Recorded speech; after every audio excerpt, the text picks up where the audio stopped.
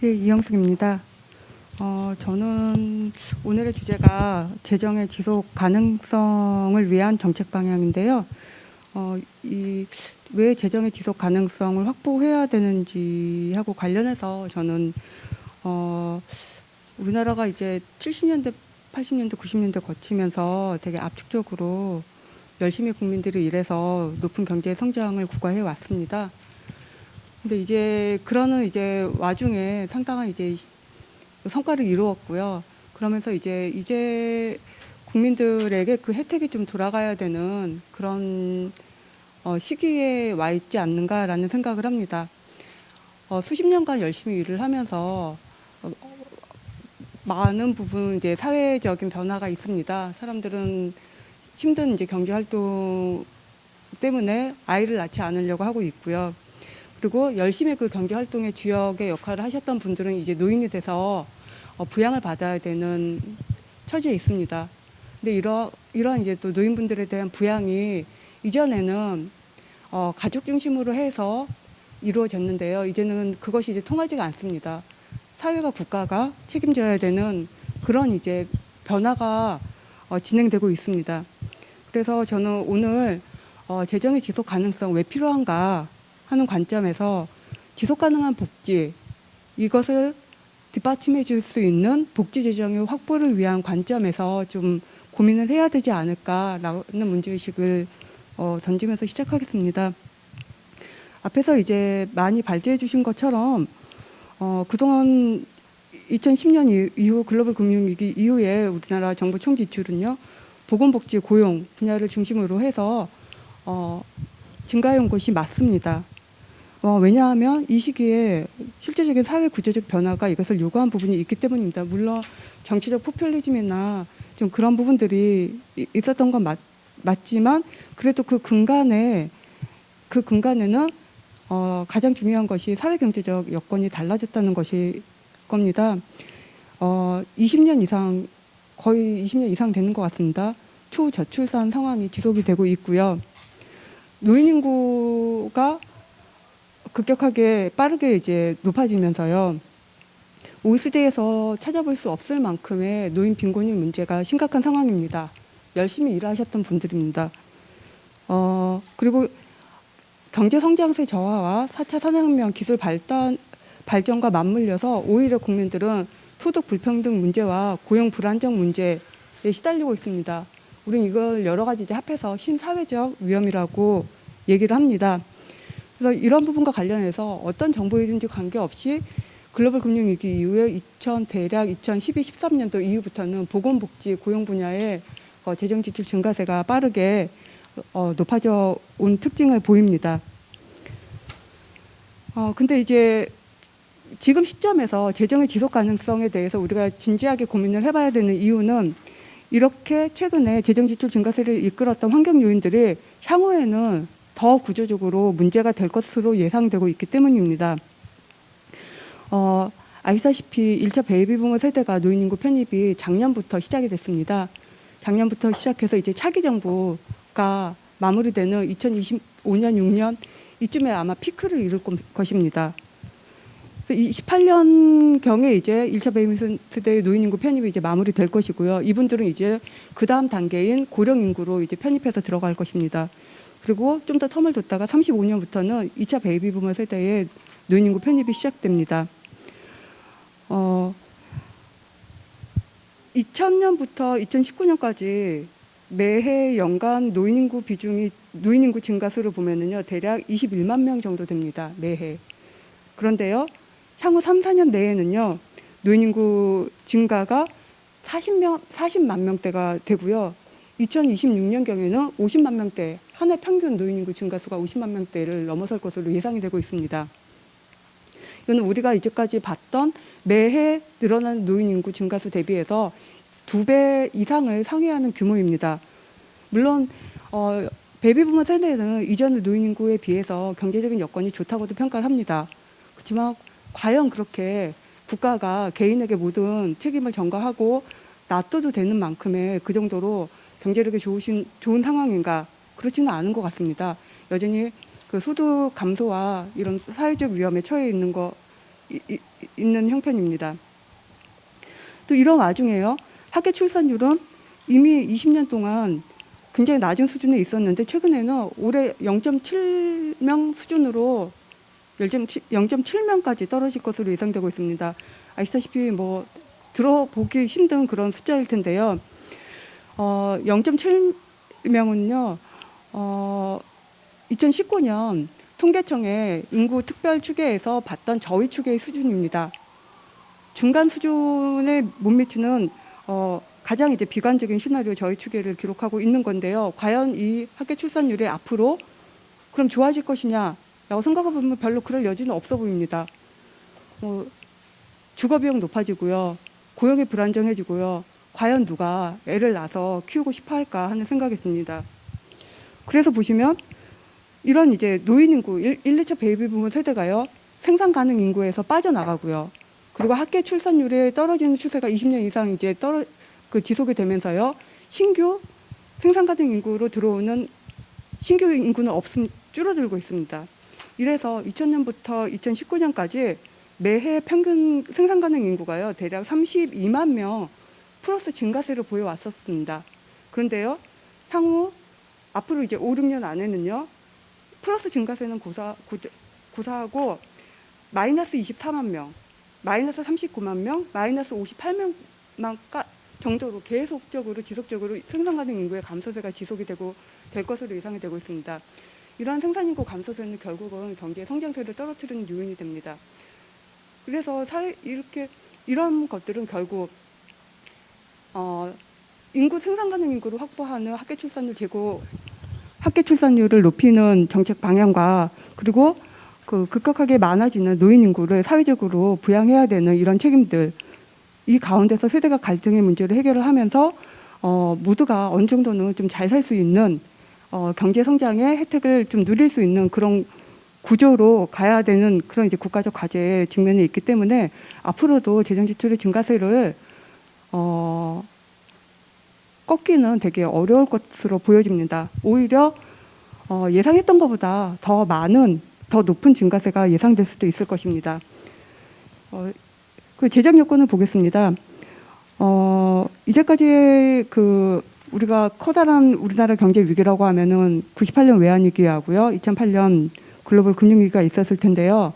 잠깐 한 1, 2년 정도 적자 보이고 나서 그 다음에는 어느 정도 통합재정 수준은요, 흑자로 전환되고 관리재정 수준은 마이너스 2%, 3% 선으로 개선이 돼서요, 관리 가능한 영역이었습니다.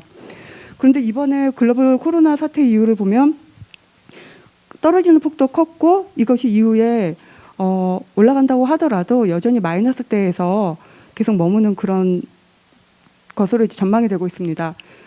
이러한 것은 이제 정부 역시 앞으로 이런 사회경제적 변화 때문에 지출의 증가세가 늦추기 어렵고 이것이 이제 수지 적자 부분으로 이제 계속 반영될 거라고 물론 굉장히 마음 아팠을 것 같은데 어쩔 수 없는 이제 예측일 것 같습니다. 이제까지도 보건복지고용 분야를 보면은 어떤 그 여건의 변화가 컸었던요. 저출산의 문제라든지 노인의 문제가 컸던 2013년, 17년, 19년 이렇게 정책 변화가 있었을 때 보면은 정부가 국가재정 장기 재정 운영 계획에서 예상했던 재정의 경로보다도 이 다음 해에 훨씬 더 재정 지출 규모가 높아지는 그런 것을 이제 반복해 온 걸 볼 수 있습니다. OECD 주요 국가들만 보면은 인구만 봐도 주요 국가들의 평균 노인 인구 비중이 높아지면서 사회보장 재정 지출, 즉 복지 지출 비중도 꾸준하게 높아지는 이런 트렌드를 보이고 있습니다. 또 이렇게 이제 앞으로 재정 지출 증가세는 어느 상당 정도는 이제 계속 크게 지속이 될 것 같은데요. 이걸 이제 감내하는 것이 이제 재원의 부분일 것입니다. 정부가 가용 가능한 재정의 재원은 크게 부채와 조세로 구분해 볼 수 있을 것입니다. 조세는 그야말로 이제 직접적으로 세금을 걷는 이제 그런 부분이 있을 것이고요. 그리고 사회보장 기여금으로 준조세 형태로 걷어지는 그런 부분도 있을 것입니다. 2004년서부터 보면은 우리나라의 그 재원의 구조가 국가 채무 비율을 중심으로 해서 주로 확대되어 온 것을 볼 수 있습니다. 물론 국민 부담률이라든지 조세 부담률 또 뭐 등락은 그러니까 변동 올라갔다 내려갔다 하는 부분도 있었지만 최근에 와서 다소간 높아지면서 국민들이 안 그래도 어려운 뭐 여건 하에 이런 이제 세부담도 또 이제 감내해야 되는 그런 여건은 맞습니다. 하지만 이것보다도 훨씬 국가 부채 비율의 증가가 높아지면서 그동안의 정부 지출의 증가는 빚을 내서 이루어져 온 것으로 이제 보여집니다. 그럼 이제 이렇게 재원의 두 축인 부채와 이제 조세를 보면은요, 먼저 이제 국민부담률, 조세를 대표해서 이제 국민부담률을 보면은 과연 우리가 어느 정도까지 국민부담률 수준을 이제 높여나가야 되는 그런 상황인가를 이제 한번 살펴봤습니다. 그래서 OECD 이제 평균하고 살펴봤는데요. 지금 우리나라는 이제 고령 사회이고 25년경에 이제 초고령 사회로 이제 진입할 거라고 합니다. 노인 인구 비중이 이제 20%를 이제 넘어서겠죠. 이렇게 근데 이제 주요국인 독일과 영국, 일본, 프랑스 이런 이제 국가들의 똑같이 이제 고령 사회에서 초고령 사회로 진입했을 때 국민 부담률이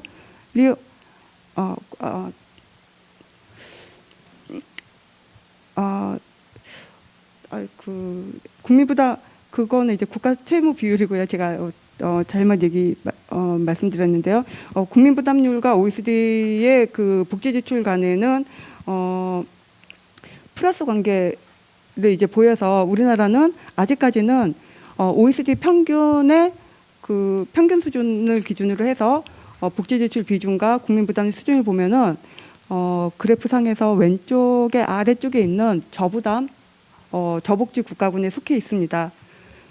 근데 이것이 이제 향후에 중부담 초고령 사회로 이제 진입하는 과정에서 중부담 이제 중복지 수준으로 이제 높아져야 되는 이제 상황에 있고요. 국가부채 비율을 보면은 이제 아까 말씀드린 것처럼 고령 사회에서 초고령 사회로 이제 진입을 하는 과정에서 이들 국가들의 평균적으로 국가부채 비율이 64% 포인트가 높아졌습니다. 64%인 게 아니라 그만큼이 높아졌습니다. 우리나라가 국가부채 비율인데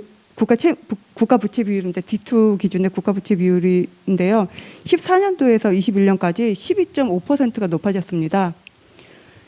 그냥 뭐 표면적으로만 보면 주요국들이 64% 올라갔으니까 대략 앞으로 한 30% 이상은 더 올라가야 되네라는 게 옵니다. 이건 뭐냐면은 근데 이걸 이제 우리가 경제적으로 재정적으로 감내할 수는 없을 것입니다.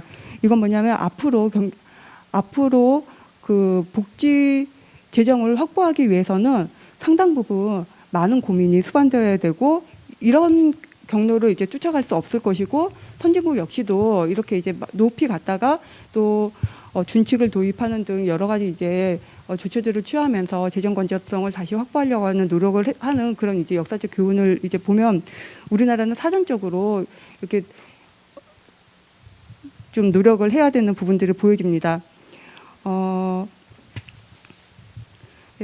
그래서 이것과 관련해서 이제 복지국가로 전환기에 주어진 이제 국가적 과제를 좀 고민을 해야 되는 부분들이 있을 텐데요.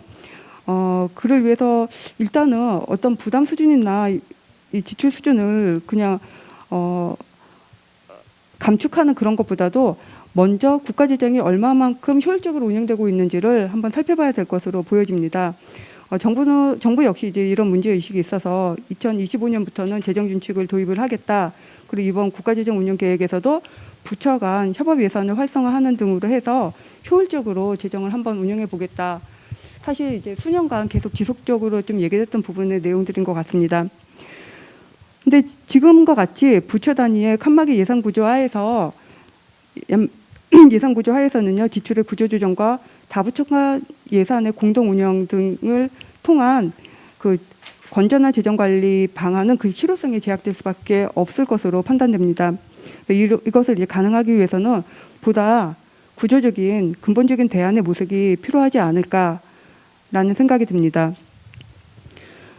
이러한 근본적인 대안을 마련함에 있어서는 사실 복지 측면에서도 그동안 압축적으로 복지가 확대되어 온 경로에서 발생하고 할 수 있는 재정 누수나 비효율적 지출 이런 부분들을 좀 이렇게 관리해야 되는 부분들이 있을 것이고요.